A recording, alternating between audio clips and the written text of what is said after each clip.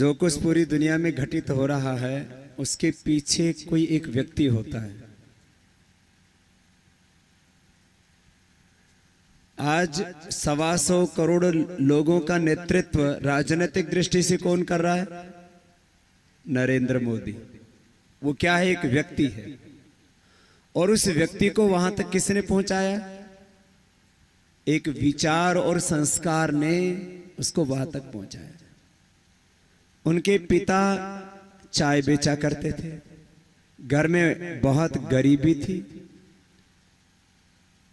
मकान भी बहुत अच्छा नहीं था, पक्का भी नहीं था, अभाव में, संघर्षों में, दरिद्रता में बचपन बीता।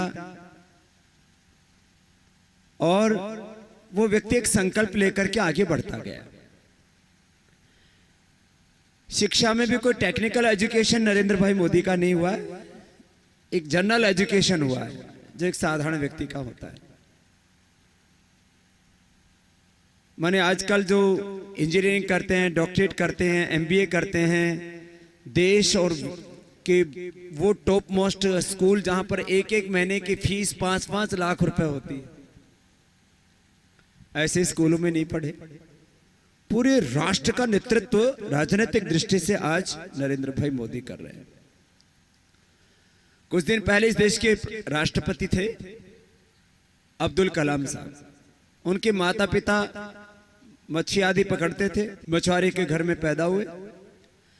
पढ़ने के पूरे पैसे नहीं हुआ करते थे, चने बेच करके, अखबार बेच करके अपना जेब खर्चा निकालते थे, अपनी किताबें खरीदते थे, स्कूल का खर्चा उनसे अर्जित करते थे। और वो एक अत्यंत साधारण, अत्यंत गरीब परिवार में,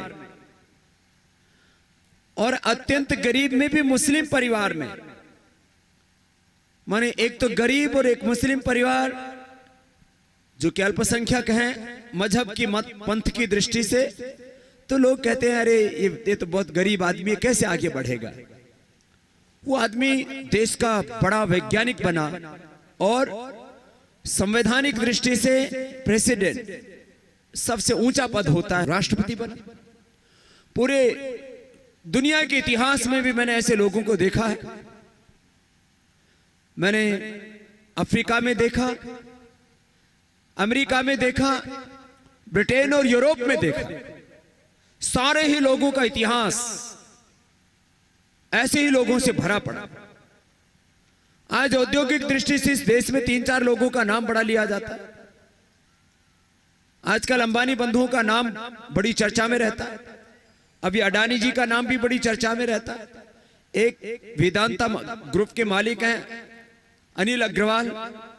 इसमें से ज्यादातर के साथ में हमारा भी एक संबंध है आत्मा का, मिलते रहते हैं। उनके अतीत को, वर्तमान को, और वो कैसे यहां तक पहुंचे उस जज्बे को भी जानते हैं। कुछ के साथ तो हमारे बहुत करीबी रिश्ते भी हैं। मैंने उनसे पूछा, भाई तुम आज इतने बड़े बने हो, कहां से खड़े हुए? पूरी दुनिया के जो 10-20 अमीर लोग हैं उनमें से एक वेदांता के मालिक अनिल अग्रवाल है। सरकारी स्कूल में पढ़े क्योंकि उनके माता पिता के पास में प्राइवेट स्कूल में पढ़ाने के लिए पैसे ही नहीं थे। आज उसकी कंपनी की कीमत कई लाख करोड़ रुपए, कई लाख करोड़ रुपए। कहां से वो आदमी आगे बढ़ा? एक विचार ने, एक संस्कार ने, एक संकल्प ने उसको इतना बड़ा बना दिया। मैं तो निष्कर्ष के रूप में इस बात को कह रहा हूं, बड़े खानदानों में, बड़े घरों में 99% बड़े लोग पैदा नहीं होते। साधारण घरों में ही ज्यादातर शक्तिशाली लोग पैदा होते हैं। आर्थिक दृष्टि से, राजनीतिक दृष्टि से, और मैं तो आध्यात्मिक दृष्टि से भी कहता हूं, तप करने का भाव अपवाद रूप में किसी राजवंश में आ गया वो अलग बात है। साधारण घरों में पैदा हुए लोग ही बड़े बड़े संत, ऋषि, मुनि हुए। कौन सी चीज है जो हमें महान बनाती है? मैं आपके सामने बैठा हूं, आत्मश्लाघा के लिए इस उदाहरण को नहीं दे रहा हूं। अनपढ़ माँ बाप के घर में, खेती बाड़ी करने वाले के परिवार में हम पैदा हुए। सरकारी स्कूल में पढ़े, पढ़ते पढ़ते महर्षि दयानंद को पढ़ा तो विचार आया कि मुझे मैकाले की शिक्षा पद्धति से नहीं पढ़ना, सभी लोग मैकाले की शिक्षा पद्धति की आलोचना करते हैं, लेकिन पढ़ते वही है।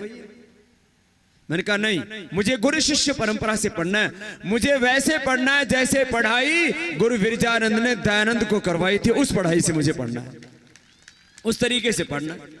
मुझे तो गौतम कणाद जैमिनी पाणिनि पतंजलि ने जिस प्रक्रिया से पढ़ाई की थी उस प्रक्रिया से पढ़ना है।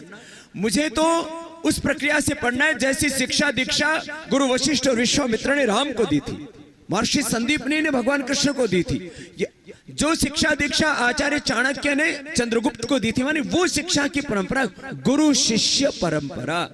पहले शिक्षा का नियंत्रण राजा के अधिकार में नहीं होता था, राजा सर्टिफाइड नहीं करता था कि कौन कितना योग्य और अयोग्य है।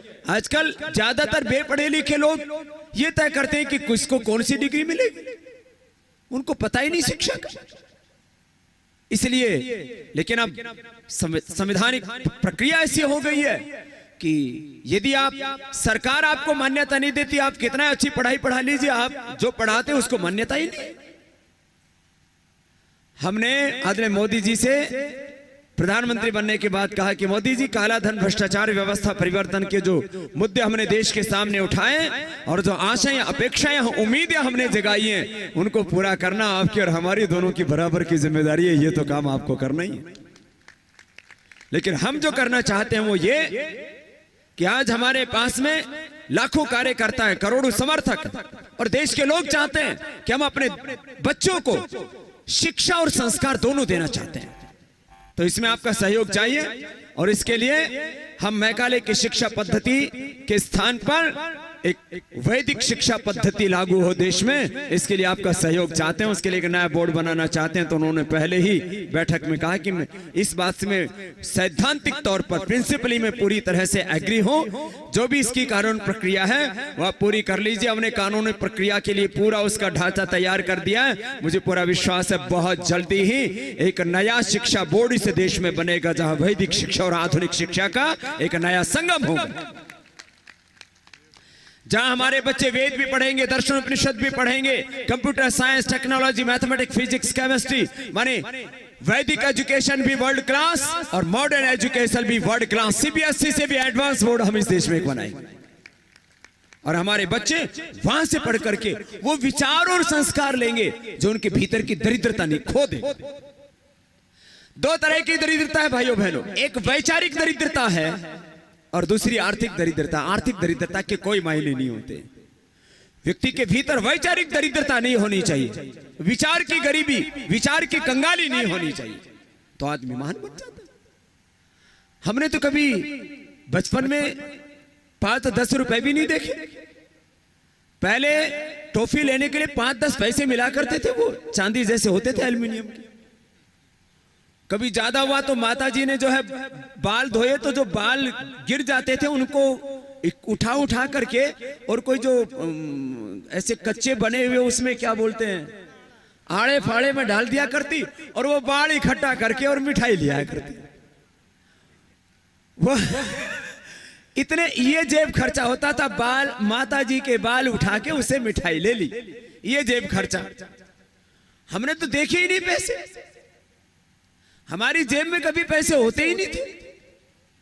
आजकल तो छोटे छोटे बच्चों की जेब में 500-500, 1000-1000 के नोट मिल जाएंगे, मोबाइल बड़े बड़े मिल जाएंगे। अभी भी आज इस देश का दिया हुआ और दुनिया के लोगों का प्यार इतना, उसके बावजूद भी हमारे जेब में तो वही। मेरे से अभी कल एक इंटरव्यू हो रहा था तो बाबा जी आपको कौन सा मोबाइल का मॉडल पसंद है? मैंने कहा भैया हमारा मोबाइल हम लाल और हरा बटन दबाते हैं, इसके अलावा तीसरा मोबाइल से काम ही नहीं करते। सुनना हो तो हरा और बंद करना हो तो लाल बटन दबा दिया, बस इतना काम है। 1000 रुपए का मोबाइल है हमारे पास। और छोटे छोटे बच्चे अभी जो है एप्पल का कौन सा 6 क्या है 6 प्लस, वो बोले नया मॉडल आ गया, ये मॉडल चाहिए, वो मॉडल चाहिए। कोई शौक नहीं रहा जिंदगी में। लेकिन मैं आपको एक बात कह रहा हूं, पैसे के बारे में हमने कभी नहीं सोचा और एक बार भी भगवान को उलाना नहीं दिया कि भगवान ने ऐसे साधारण परिवार में है क्यों जन्म दिया। मैं तो कहता हूं भगवान सभी के जीवन में ऐसा जरूर संघर्ष दे जो संघर्ष उनको आगे बढ़ने की शक्ति प्रदान करे। जो बहुत सुविधाओं में, संसाधनों में, विलासिता में पैदा होते हैं, उनके जीवन में आगे बढ़ने की संभावना 99% खत्म हो जाती है। हम वहां से आगे बढ़े, गुरुकुल में आ गए, वहां पर भी सेकेंड हैंड बुक लेकर के फर्स्ट आ करते थे। गुरुकुल में भी प्रतियोगिताएं होती थी, तो भी अष्टाध्यायी में पूरे देश में प्रतियोगिता होती थी, उसमें भी प्रथम रहा करते थे।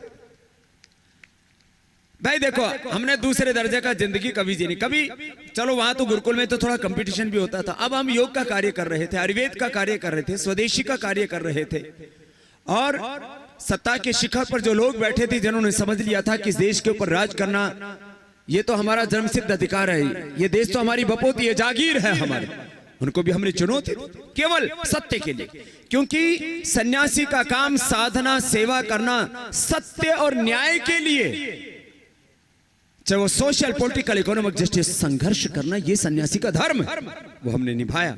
लेकिन मैं आज आपको एक बात जो कहना चाह रहा हूं, भाई राजेंद्र जी ने जो बात कही उसको थोड़ा सा दूसरे अर्थों में कह रहा हूं।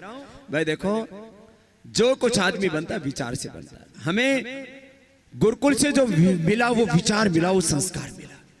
आज उस गुरुकुल के विचार और संस्कार को मैं 2 वाक्यों में कह रहा हूं।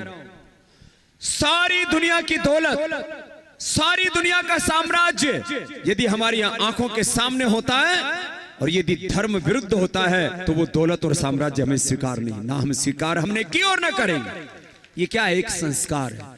चाहे सारा जग बैरी हो जाए, चाहे सारी दुनिया की संपत्ति के बजाय विपत्ति हमारे सामने आ जाए, लेकिन सच्चाई का रास्ता है तो दुनिया की कोई ताकत हमारे कदम रोक नहीं सकती। ये संस्कार गुरुकुल से मिलता है। बाकी ये सारी चीजें, संपत्ति, ये सब सत्ता और जो है प्रतिष्ठा, ये सब साधारण चीजें। पहले हमारे क्रांतिकारियों ने शहादत दी, कुर्बानी दी, 7 लाख से ज्यादा लोगों ने बलिदान दिए, अनेक महापुरुषों ने संघर्ष किया, और करीब 100 साल लगे इस देश को राजनैतिक पराधीनता से, गुलामी से मुक्ति पाने में। आज देश राजनीतिक पराधीनता से तो मुक्त हो गया है, लेकिन आर्थिक और सांस्कृतिक गुलामी की भीड़ियों में अभी भी जकड़ा हुआ है। हम इस देश को आर्थिक गुलामी से भी मुक्ति दिलाएंगे और एमएनसीज को भी भगाएंगे। ये बहुत बड़ा काम है, लेकिन ये भी होगा। उसके पीछे एक ही है, संकल्प और विचार, संस्कार। तो हम ये जो नई शिक्षा व्यवस्था घड़ना चाहते हैं, जब एक मैकाले आकर के हमारे 7 लाख से ज्यादा गुरुकुलों को तबाह कर सकता है, अरे हम तो यहाँ पर लाखों नहीं करोड़ों की संख्या में ऋषिपुत्र हैं, उस मैकाले शिक्षा व्यवस्था का शीर्षासन क्यों नहीं करवा सकते। एक मैकाले आया और उसने हिंदुस्तान की सारी शिक्षा व्यवस्था को ध्वस्त कर दिया, और अभी तक हम कोस रहे 200 सालों से उसी कि मैकाले ऐसा कर गया, मैकाले ऐसा कर गया। तू क्या कर रहा है, तू अपना सोच ले। मैकाले ये कर गया, मैकाले, एक मैकाले को गाते रहते हैं। अरे भाई, जब एक मैकाले हमारे 7 लाख से ज्यादा गुरुकुलों को तोड़ सकता है, तो हम ऋषि पुत्र होकर के 7 लाख से ज्यादा गुरुकुल क्यों नहीं बना सकते? ऐसा क्यों नहीं सोचते? ये होना चाहिए हमारा संकल्प, और ये है आचार्य कुलम के पीछे की दृष्टि।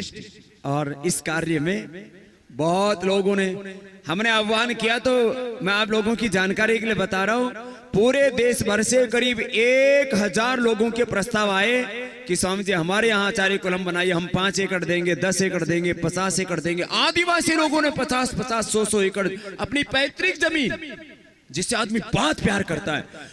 आदिवासी लोग, गरीब लोग जिनको कहा जाता है, उन्होंने 50-50, 100-100 एकड़ जमीन, बाबा जी आप यहाँ आचार्य कुलम बनाओ, हम अपनी पूरी जिंदगी लगा देंगे इस शिक्षा के काम को आगे बढ़ाओ, संस्कार के काम को आगे। ये है आज भी से देश के लोगों में सेवा की भावना। अभी महात्मा धर्मवीर जी, जिन्होंने इस गुरुकुल में बहुत तप किया था, खेड़ी खातीवास गांव था, उनके गांव के लोग आए हुए अभी भी कि आचार्य कुलम स्वामी जी महाराज आप बना रहे हो। तो गांव के सरपंच ओमकार जी, साधुराम जी भी उनको कहते हैं, बलजीत जी हमारे भारत स्वाभिमान के कार्यकर्ता। भाई इनको सारे गांव वालों का बहुत बहुत अभिनंदन है। भाई थारे गांव का भी प्रस्ताव जरूर विचार करेंगे, तो एक बार जोरदार अभिनंदन है भाई पूरे गांव वालों का। भगवान खूब हमने राजी रखा भाई, महात्मा जी के संस्कार, उनकी विरासत को आप बचा के रखे हुए हो। बहुत बहुत धन्यवाद भाई। इसलिए मैं कहता हूं भाई, खुद राम बनना पड़ेगा और खुद कृष्ण बनना पड़ेगा।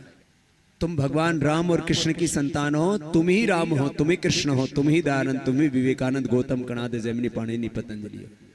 जरा मेरे साथ मिलकर के गाओ, हल्के स्वर से गाते हैं। भगवान आर्यों को ऐसी लगन लगा दे, भगवान आर्यों को ऐसी लगन लगा दे, वैदिक धर्म की खातिर जीना इन्हें सिखा दे, वैदिक धर्म की खातिर जीना इन्हें सिखा दे, देश और धर्म की खातिर मिटना इन्हें सिखा दे, देश और धर्म की खातिर मिटना इन्हें सिखा दे, भगवान आर्यों को। फिर राम कृष्ण निकले घर घर गली गली से, फिर राम कृष्ण निकले घर घर गली गली से, अर्जुन व कर्ण जैसे योद्धा रणस्थली से, अर्जुन व कर्ण जैसे योद्धा रणस्थली से। फिर राम कृष्ण निकले घर घर गली गली से, गए फिर राम कृष्ण निकले घर घर गली गली से, अर्जुन व कर्ण जैसे योद्धा रणस्थली से, अर्जुन व कर्ण जैसे योद्धा रणस्थली से। भीष्म से ब्रह्मचारी और भीम महाबली से, गौतम, कणाद, जैमिनी और ऋषिवर पतंजलि से, ऋषिवर पतंजलि से। फिर से कोई दयानंद, हाँ फिर से कोई दयानंद जैसा ऋषि दिखा दे, फिर से कोई दयानंद जैसा ऋषि दिखा दे, भगवान आर्यों को। बोले भारत माता की, सत्य सनातन वैदिक धर्म की, महर्षि देव दयानंद की। तो आपको दयानंद बनना पड़ेगा।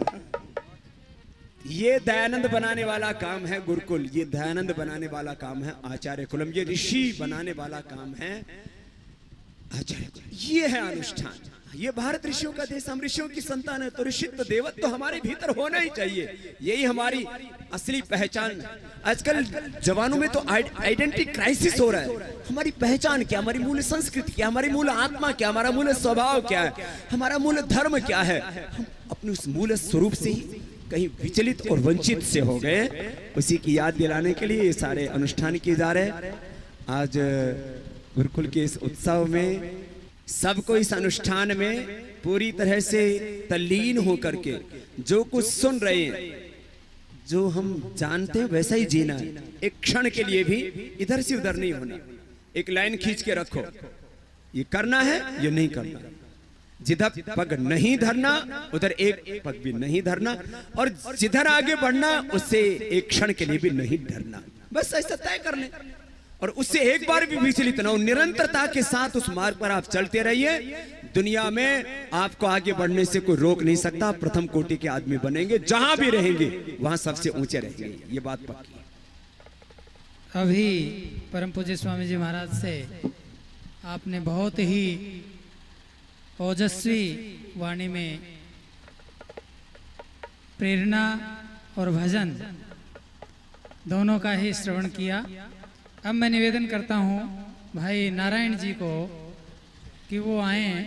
जीवन की पगडंडी कांटों से गुजरती है, जीवन की पगडंडी कांटों से गुजरती है, पर वीरों की झोली फूलों से भरती है, वीरों की झोली फूलों से भरती है। जिसको मरना आया जीना आया, जिसको मरना आया उसको जीना आया। विष घूंट पिया जिसने उसने अमृत पाया, विष घूंट पिया जिसने उसने अमृत पाया।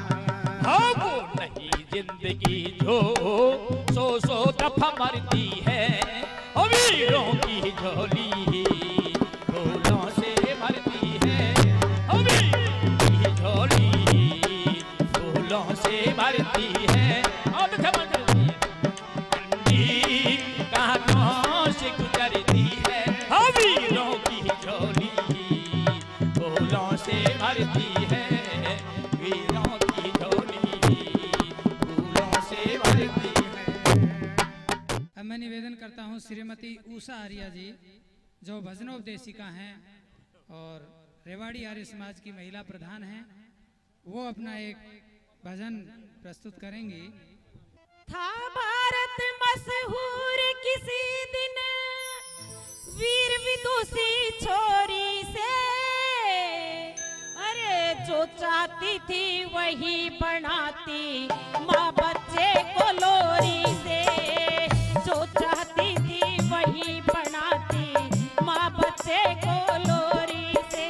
था भारत मशहूर किसी दिन वीर विदुषी छोरी से, जो चाहती थी वही बनाती माँ बच्चे को लोरी से, जो चाहती थी वही बनाती माँ बच्चे को लोरी से।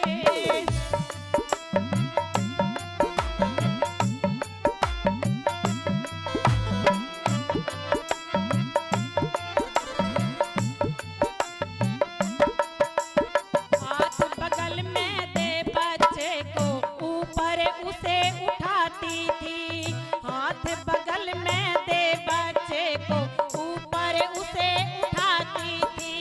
लल्ला तेरी दूध कटोरी कह कर लाड लड़ाती थी, लल्ला तेरी दूध कटोरी कह कर लाड लड़ाती थी।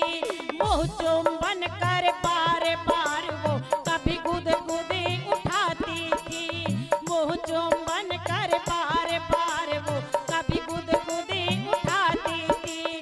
कुत्ते बिल्ली गिरवाती थी बच्चे पर एक लठोरी से, जो चाहती थी वही बनाती माँ बच्चे को लोरी से, जो चाहती थी वही बनाती माँ बच्चे को लोरी।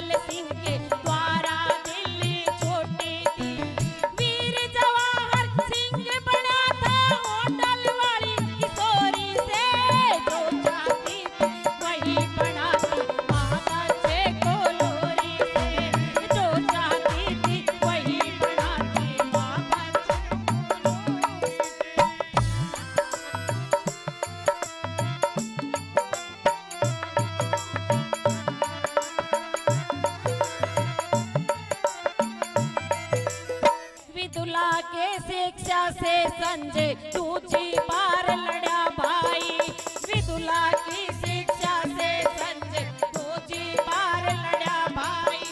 दूसरी बार ना उसके सम्मुख दुश्मन खड़ा रहा भाई, दूसरी बार ना उसके सम्मुख दुश्मन खड़ा रहा भाई। अभिमन्यु माँ की शिक्षा से किले में जाए बड़ा भाई, अभिमन्यु माँ की शिक्षा से किले में जाए बड़ा भाई। भरत बड़ा था गंगा ऊपर शकुंतला की लोरी से, जो चाहती थी वही बनाती माँ